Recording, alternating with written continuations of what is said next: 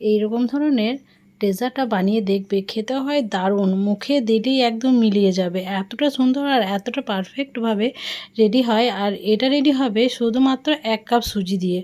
আর খেতে দারুণই হয়, দুর্দান্ত। ছোট থেকে বড় সবাই কিন্তু খুব মজা করে খাবে। আর যেমনি মানে দেখতে যতটা সুন্দর, নরম তুলতুলে কিন্তু তুলোর মতো। তো বন্ধুরা, এই রেসিপিটা আমি কিভাবে বানিয়েছি তার জন্য ভিডিওটা তোমাদের ফুল ওয়াচ করতে হবে। তো দেখো, আমি তোমাদেরকে কেটে দেখাই কেমন নরম তুলতুলে হয়েছে। দেখে নিশ্চয়ই বুঝতে পারবে তোমরা। এটাকে রসমালাইও বলতে পারো, মানে তোমাদের যেটা ইচ্ছা সেটাই নাম তোমরা দিতে পারো। তো চলো, প্রথমেই আমি নিয়ে নেবো একটা, মানে মালাইটা রেডি করে নিতে হবে। তার জন্য গ্যাস ওভেনে একটা কড়াই চাপিয়ে দিয়েছি। এখানে দিয়ে দেবো 1 কাপ পরিমাণ দুধ। তো এখানে 1.5 কাপ পরিমাণ দিয়েছি, প্রথমে 1 কাপ দিয়েছি আর হাফ কাপ আমি রেখে দিয়েছি। তো মানে 2 থেকে 3 টেবিল চামচের মতো আমি কাপিয়ে রেখে দিয়েছি। এখানে 1 চামচ পরিমাণ কাস্টার্ড পাউডার দিয়ে ভালোভাবে মিক্স করে নিতে হবে।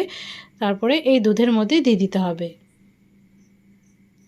তো দেখো, দুধের মধ্যে দিয়ে আমি খুব সুন্দরভাবে এটাকে নেড়ে নেবো, যাতে এর মধ্যে কোনো দলাভাব না থাকে। তো এরপর আর একটা তোমার জিনিস অ্যাড করতে হবে, যেটা হলো কনডেন্স মিল্ক। এই কনডেন্স মিল্কটা দিলে খেতে কিন্তু দারুণ লাগে। তোমরা এর পরিবর্তে চিনিও দিতে পারো। তো দেখো, আমি এখানে দিয়ে দিয়েছি। তো খুব ভালোভাবে সমস্ত উপকরণকে পুনরায় মিক্স করে নিতে হবে।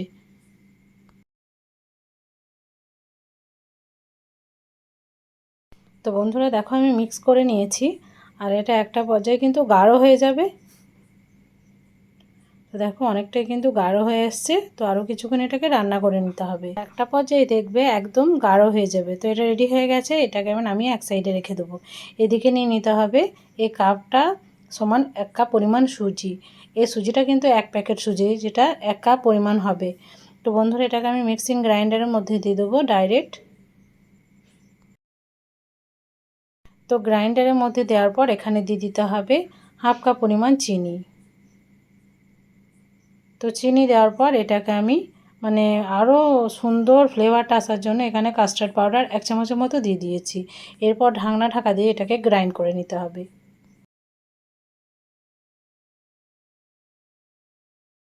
তো এখানে নর্মাল দুধ নিয়েছি আমি 2 থেকে 3 টেবিল চামচের মতো। তো এখানে 1 চামচ পরিমাণ দিয়ে দিতে হবে ভিনিগার। তো এই নাস্তাগুলো কিন্তু খুব সুন্দর রেডি হবে এইভাবে যদি তোমরা তৈরি করে নিতে পারো। তো দেখো, খুব সুন্দরভাবে কিন্তু দুধটা ফেটেও গেছে। এরপর যেটা আমি গ্রাইন্ড করে নিয়েছি, মানে চিনি আর সুজির মিশ্রণটা, সেটাকে এর মধ্যে দিয়ে দেবো।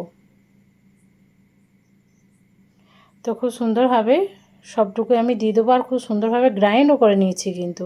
এরপর দেখো, ভালোভাবে সবটুকু দিয়ে দেওয়ার পর এবার এটাকে মিক্স করে নিতে হবে।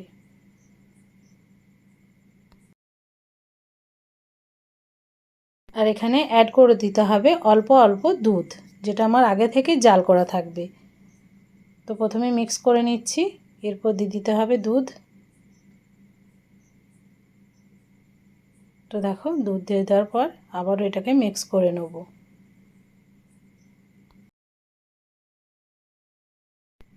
তো খুব ভালোভাবে এটাকে মিক্স করে নিতে হবে, একটু ফেটিয়ে নিতে হবে।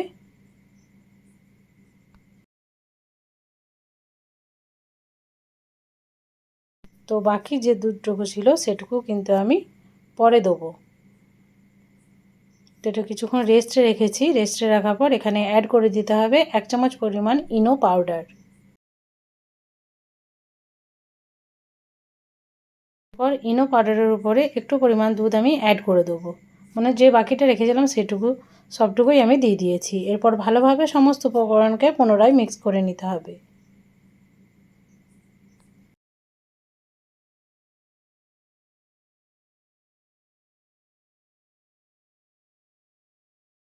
তো ব্যাটার কিন্তু সম্পূর্ণভাবে রেডি হয়ে গেছে। তো দেখো, ঠিক এইরকমভাবে করে নিতে হবে। এইদিকে আমি নিয়ে নিয়েছি সিলিকনের এই মোল্ডগুলো। এগুলো তোমরা মিশোতে পেয়ে যাবে।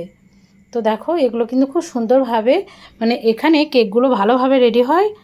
তো এইভাবে কিনে নেবে, দেখবে খুব সস্তার দামের মধ্যে পেয়ে যাবে তোমরা মিশো থেকে। তো হাফ হাফ করে আমি দিয়ে দেবো এই মোল্ডের মধ্যে। আর এটা হাফ দেওয়ার পর কিন্তু এটা ফুলে ডবল হয়ে যাবে যখন কুক করব। তো সবগুলোতেই আমি দিয়ে দিয়েছি। এরপর চলো এগুলোকে কুক করে নিতে হবে। তার জন্য এখানে নিয়ে নিতে হবে ছিদ্রওয়ালা একটা বড় প্লেট। তো এই প্লেটটা আমি নিয়ে নিয়েছি। এই প্লেটের মধ্যে সাজিয়ে দিতে হবে এই মোল্ডগুলোকে।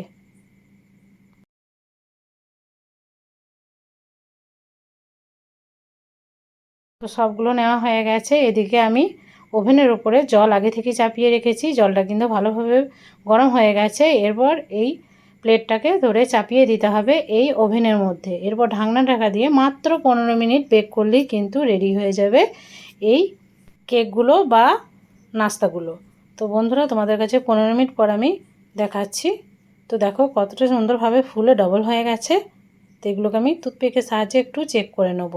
তো একদম ক্লিন চলে এসছে, তার মানে সম্পূর্ণভাবে রেডি হয়ে গেছে। এরপর এগুলোকে নামিয়ে ঠান্ডা করে নিতে হবে।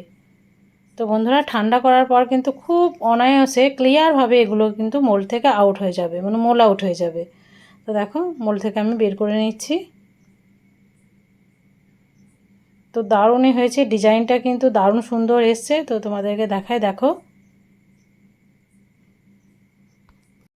তো সবগুলোকে আমি এই মোল্ড থেকে বের করে ডাইরেক্ট দিয়ে দেবো যে আমি মালাইটা রেডি করেছিলাম তার মধ্যে।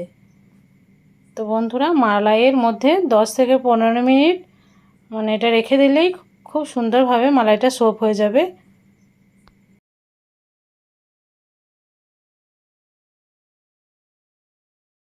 তো ফিরে আসছি 10 থেকে 15 মিনিট পর। তো তোমাদেরকে এরপর আমি সার্ভ করে দেখাই চলো। তো তার আগে উপরে একটু দিয়ে দিতে হবে, মানে প্লেটে দেওয়ার আগে।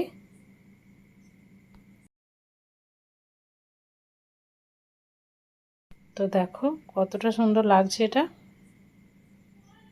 এরপর তোমাদেরকে আমি সার্ভ করে দেখাই। তো একদম পুরো সোপ হয়ে গেছে। একদম খেতে তো রসমালাইয়ের মতো লাগে। তো এইভাবে রেসিপিটা বানাবে অবশ্যই। আর আমাকে কমেন্টে জানাতে ভুলবে না যে তোমাদেরও কেমন হয়েছিল। তো একটা একটা করে প্লেটের মধ্যে দিয়ে দিচ্ছি। তো বন্ধুরা আজকের ভিডিওটা তোমাদের কাছে কেমন লাগলো সেটা কিন্তু কমেন্টে জানাতে ভুলবে না। যারা নতুন আছো তারা চ্যানেলটাকে অতি অবশ্যই সাবস্ক্রাইব করে আমার পাশে থাকবে। বেল আইকনটা অবশ্যই ক্লিক করে রাখবে যাতে আরও নিত্য নতুন ভিডিও তোমরা সর্বপ্রথম পেয়ে যাও। তো তোমাদেরকে এরপর আমি কেটে দেখাবো যে কেমন নরম তুলতুলে মুখে মিলিয়ে যাওয়ার মতো হয়েছিল। তো দেখো।